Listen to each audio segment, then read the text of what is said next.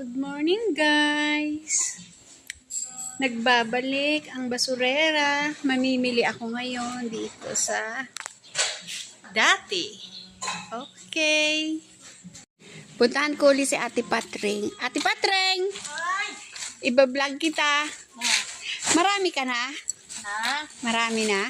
Ayan. Ito ang sa iyo? Yan. Naka-separate na. Si tatay, Ayun nga, nasa si Karude. wala na? Nandun sa baba. Ayan kami. Ito ang basurahan dito, guys. Mga kababayan. Ayan ang kanilang basurahan. Ang linis, Ang linis. At saka yung aso. Apa yan? Ito yung kanyang bakal. Ito yung kanyang lata. Ano yung to? Di Patrick, may styrofoam ni Re. At tanggalan mo ng styrofoam. Sige, bibiyak natin. Hindi, tornilyo lang to, te. Ito, Oo. mayroon yung napukpuk lang yun dyan, Pero parang walang tornilyo. Yun, sa gitna.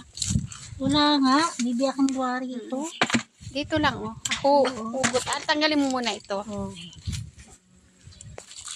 Tapos ito, Ate Patrick, may bakal to.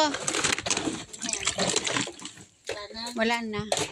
Naalis yun. Ang dami ko man di pinabaklas. Ang dami ko nakuha. Ayan, si Ate Patrick. Kasipag-sipag. Sabihin yung tumawag si Merle, nasa bayan ka na. Ay, papunta pa lang. Napapunta pa lang. Oo. Tapos niya yung baka... Hintay ko dito sa labas, ha?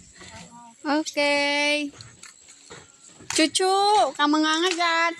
Naka-video ka, hala. Dalawa kayo? Si Karude! Di Patrick, may utang ako. 20. Hindi ko na bayaran. Ay, akin ha.